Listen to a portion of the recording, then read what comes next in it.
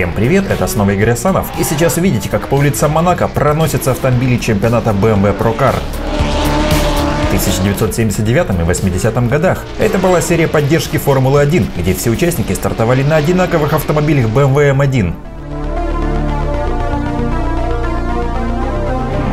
Гоночная версия этого спорткара выдавала 470 лошадиных сил, что для конца 70-х было более чем солидно.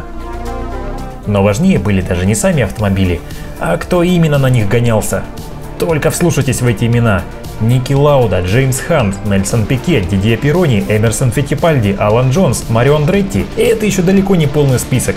Все они звезды Формулы-1 того времени, которые соревновались на одинаковых машинах BMW во время европейских уикендов Формулы-1. Машины в чемпионате Pro Car могла выставлять не только сама BMW, но и частные команды. Но только заводской коллектив разыгрывал места за рулем своих машин по итогам пятничной практики Формулы-1. 5 быстрейших пилотов автоматически получали место за рулем BMW заводской команды и заодно гарантию стартовать с первых 5 позиций на решетке.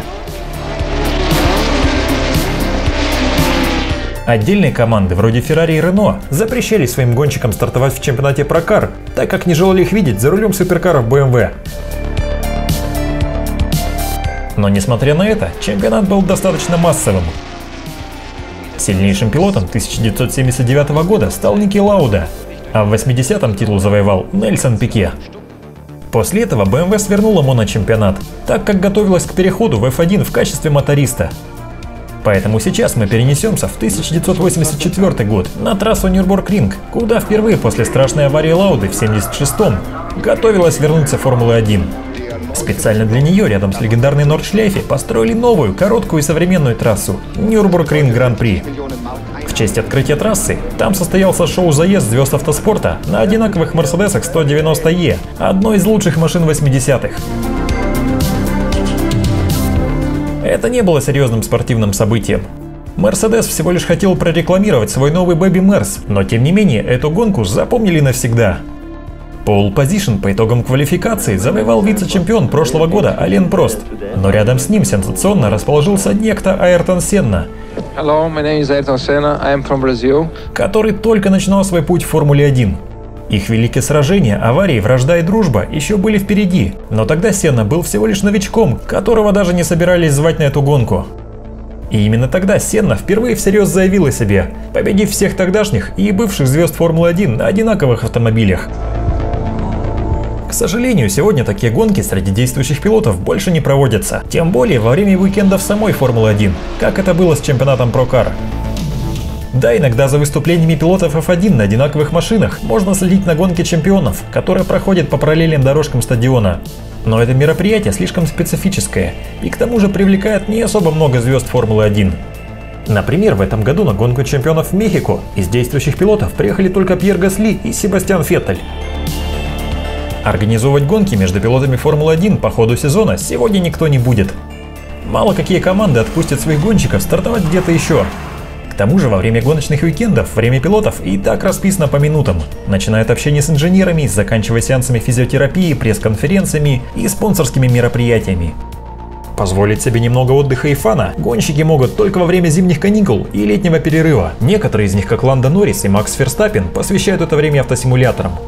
В одном из прошлых роликов я уже рассказывал о том, что почти все молодые и даже не очень гонщики Формулы-1 так или иначе любят играть в гоночные игры.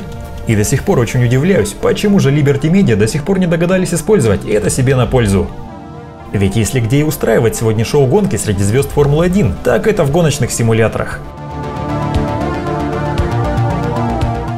Мы уже видели, на что способен Фернандо Алонсо в Gran Turismo Sport, где он разгромил своих напарников по команде в чемпионате WEC.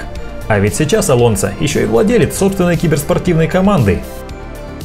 Мы видели, как дурачится на стримах в Твиче Ландо Норрис. Видели, что Макс Ферстаппен в iRacing ведет себя еще хуже, чем в реальности. Oh, you prick. Видели, что Кими Райконен держит у себя дома гоночный симулятор.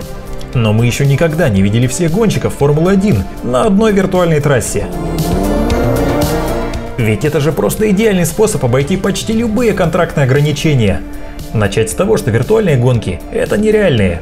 Во-вторых, пилоты смогут по-прежнему выступать за свои команды, ведь у Формулы-1 есть официальная игра. Ну а в-третьих, разве вам было бы не интересно посмотреть на борьбу пилотов F1 на равных по силе автомобилях? Ведь в гоночной игре не важно, какой бюджет у вашей команды. Все автомобили в мультиплеере либо равны, либо максимально уравнены по своей производительности. Шансы на победу будут даже у пилотов Уильямса. А все остальные смогут наконец-то раскрепоститься, дать волю своим эмоциям и сделать с соперниками на виртуальной трассе то, что они не могут сделать на реальной. А если кто-то из действующих пилотов откажется принимать в этом участие, то не беда. В F1 стоит целая очередь из запасных, так что Стебан Окон и Сергей Сироткин получат отличный шанс напомнить о своей скорости. Лично мне бы очень хотелось на это посмотреть, да и уверен, не только мне. В прошлом году администрация Формулы-1 отчиталась, что второй сезон виртуального чемпионата F1 eSports посмотрело 4,4 миллиона человек. Это неплохие цифры для молодой дисциплины, но учитывая ресурсы Формулы-1, не особо-то впечатляющие. И как они могли бы подскочить, если бы за рулем виртуального Мерседеса сидел не молодой человек по имени Брэндон Ли, а сам Льюис Хэмилтон? Я очень часто слышу брюзжание о том, что раньше было лучше, а сегодняшние гонки похожи на игру на PlayStation. Вот и отлично, теперь необходимо проверить, насколько это правда. Я давно слежу за всем, что происходит в автомобильном киберспорте, но честно признаюсь, еще никогда не мог себя заставить целиком посмотреть гонку виртуального чемпионата F1 eSports. И причина не только в том, что там не участвует Ferrari. Просто мне, к сожалению, не за кого болеть. В отличие от Sony, которая устроила яркое шоу из первого чемпионата по Гран-туризмо Спорт, организаторы F1 eSports явно не дорабатывают.